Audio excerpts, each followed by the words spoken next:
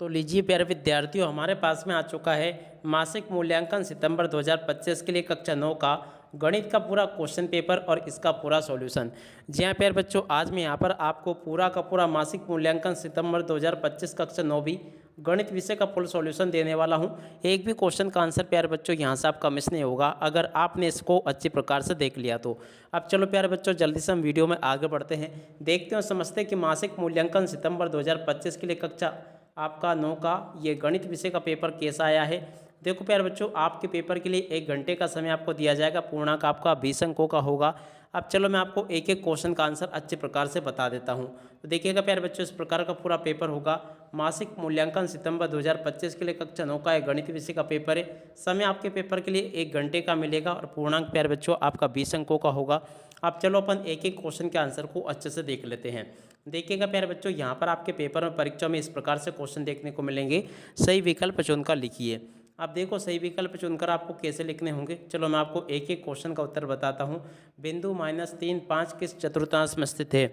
देखो प्यारे बच्चों, इस क्वेश्चन का राइट आंसर आपका क्या आ जाएगा, द्वितीय चतुर्थांश में स्थित है। ठीक है, और अब अगला क्वेश्चन पढ़ते हैं प्यारे बच्चों, जो कि दे रखा है समीकरण 3x + 4y = 12 के लिए यदि y = 0 हो तो y का मान क्या होगा।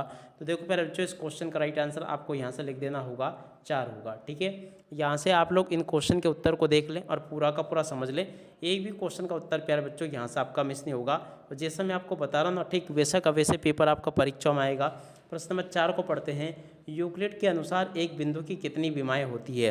प्रश्न नंबर 3 जो प्यारे बच्चों पूछा गया ना, इस क्वेश्चन का राइट आंसर आपका क्या आ जाएगा, सी नंबर का, जिसमें कि लिखा 2। ठीक है, आप लोग इसको देख लें और अच्छे प्रकार से पूरा समझ भी लें। दूसरी बात, इसके बाद में देखो चौथे नंबर का जो क्वेश्चन लिखा ना, समीकरण x = -2 किस अक्ष के समांतर रेखा है। देखो प्यारे बच्चों, चौथे नंबर का जो क्वेश्चन पूछा ना, इसका राइट आंसर प्यारे बच्चों आपका बी नंबर का ये आ जाएगा, जो कि लिखा है y अक्ष के समांतर रेखा है। देख सकते हो यहाँ तक के सभी क्वेश्चन और उन क्वेश्चन के उत्तर प्यारे बच्चों मैंने आपको बता दिए हैं। उसके बाद में देखो यहाँ से आप लोग इन क्वेश्चन के उत्तर को भी देख कर जाना, जिसमें कि आपसे रिक्त स्थानों की पूर्ति पूछी गई है। तो चलो प्यारे बच्चों, मैं यहाँ से आपको रिक्त स्थान पूर्ति बता देता हूँ। पहला क्वेश्चन पूछा है बिंदु 0-2 अक्ष पर स्थित है। देखो प्यारे बच्चों, यहाँ से आपको लिखना होगा y अक्ष पर स्थित है। तो देखो यहाँ से आपको y अक्ष लिखना होगा। और अब अगला क्वेश्चन पढ़ते हैं। एक चर वाले रैखिक समीकरण का केवल एक हल होता है। देखो प्यारे बच्चों, यहाँ से आपको लिखना होगा एक चर वाले रैखिक समीकरण का केवल एक हल होता है। तो यहाँ से आपको हल लिखना होगा। और अब अगला क्वेश्चन पढ़ते हैं। यूक्लिड की 5वीं अभिधारणा कहलाती है। देखो प्यारे बच्चों, यहाँ से आपको लिखना होगा कि यूक्लिड की 5वीं अभिधारणा जो है ना, कौन सी अभिधारणा कहलाती है। तो लीजिए प्यारे बच्चों, यहाँ से आप लोग इन क्वेश्चन के उत्तर को लिख लें। यहाँ पर आपको लिखना होगा समानता की अभिधारणा कहलाती है। तो यहाँ से आपको क्या लिखना होगा, समानता, और उसके बाद में यहाँ पे आपको लिखना होगा समानता की अभिधारणा कहलाती है। ठीक है प्यारे बच्चों, देख सकते हो यहाँ तक के सभी क्वेश्चन और उन क्वेश्चन के उत्तर मैंने आपको बता दिए हैं।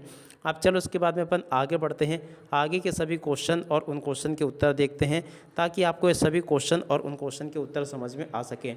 अब इसके बाद में देखो यहाँ पर आपके पेपर में एक क्वेश्चन दे रखे हैं, इन सभी क्वेश्चन के उत्तर मैंने आपको बता दिए। उसके बाद में देखो सत्य असत्य यहाँ से आपको देख लेना है। पहला क्वेश्चन, 2 भिन्न बिंदुओं से होकर जाने वाली एक अद्वितीय रेखा होती है। देखो प्यारे बच्चों, ये बिल्कुल आपका क्या हो जाएगा, सत्य होगा। 2 चरों वाले रैखिक समीकरण के अपरिमित रूप से अनेक हल होते हैं। देखो प्यारे बच्चों, दूसरे नंबर का क्वेश्चन आपका असत्य हो जाएगा।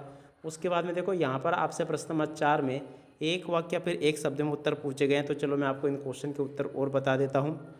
प्रश्न नंबर 4 में जो क्वेश्चन पूछा ना प्यारे बच्चों, पहला क्वेश्चन लिखा है किस बिंदु को y अक्ष से दूरी को क्या कहते हैं। तो देखो प्यारे बच्चों, किसी बिंदु से y अक्ष की दूरी को क्या कहते हैं। जी हाँ प्यारे बच्चों, आपको ये बताना है कि y अक्ष से दूरी क्या कहलाती है। तो देखो प्यारे बच्चों, यहाँ से आपको इस क्वेश्चन का उत्तर याद कर लेना चाहिए। इसे कहते हैं भुज। यहाँ से आपको भुज लिख लेना है।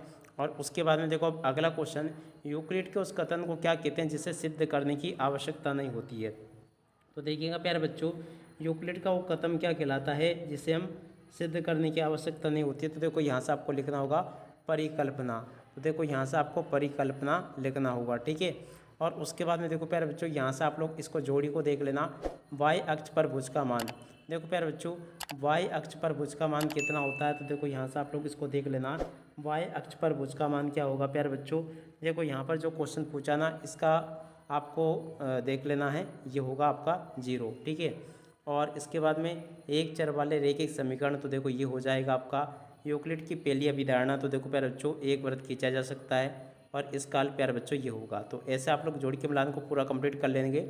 और उसके बाद में देखो प्यारे बच्चों आपके पेपर में जो 5वां, 6ठा और 7वां, ये जो 6ठा, 7वां और 8वां क्वेश्चन दिए गए ना, अब चलो मैं आपको इन सभी क्वेश्चन के उत्तर और बता देता हूँ। तो लीजिए प्यारे बच्चों, यहाँ से आप लोग इन सभी क्वेश्चन के उत्तर को देख लें। प्रश्न नंबर 6 का उत्तर प्यारे बच्चों ये दे रखा है, प्रश्न नंबर 7 का उत्तर ये लिखा है, उसके बाद में देखो प्यारे बच्चों प्रश्न नंबर 8 का उत्तर आपको ये दे रखा है, ठीक है। तो आप लोग प्यारे बच्चों इस प्रकार से इन सभी के सभी क्वेश्चन और इन क्वेश्चन के उत्तर को देख लो। जैसा पेपर प्यारे बच्चों मेरे द्वारा आपको बताया गया ना, ठीक वैसा का वैसे पेपर आपको परीक्षाओं में देखने को मिलेगा। उम्मीद करता हूँ कि प्यारे बच्चों आपको पूरा का पूरा पेपर ये अच्छे से समझ में आ गया होगा। आप इसी के साथ में इस वीडियो को यहीं पर पूरा करते हैं। नमस्कार, जय हिंद, जय भारत।